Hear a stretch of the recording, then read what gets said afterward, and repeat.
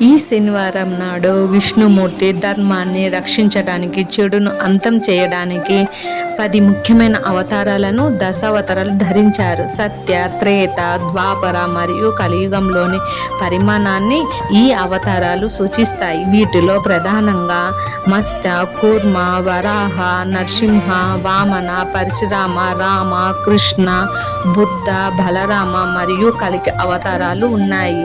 మత్స్యావతారం చేప, సృష్టిని, వేదాలను రక్షించటానికి. కూర్మ అవతారం అమృతం కోసం మందార పర్వతాన్ని మొయ్యటానికి. వరాహ అవతారం భూదేవిని, హిరణ్యక్షుని నుండి రక్షించటానికి. నరసింహ అవతారం హిరణ్యకశిపుని సంహరించి భక్త ప్రహ్లాదుని రక్షించటానికి. వామన అవతారం బలి చక్రవర్తి అహంకారాన్ని తగ్గించి 3 అడుగులతో లోకాలను ఆక్రమించటానికి. పరశురామ అవతారం దుష్ట క్షత్రియులను అంతం చేయటానికి. రామ అవతారం శ్రీరాముడు రావణాసుని సంహరించి ధర్మాన్ని స్థాపించటానికి రామాయణం. కృష్ణ అవతారం కంసుని సంహరించి భగవద్గీతను బోధించటానికి మహాభారతం. బుద్ధ అవతారం లేదా బలరాముడు అహింసను, శాంతిని బోధించటానికి.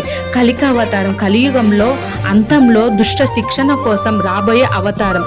ఈ అవతారాలు చెడుపై మంచి సాధించే విజయానికి, భక్తికి ప్రతీకలు. శ్రీమాత్రియే నమః. నమస్తే.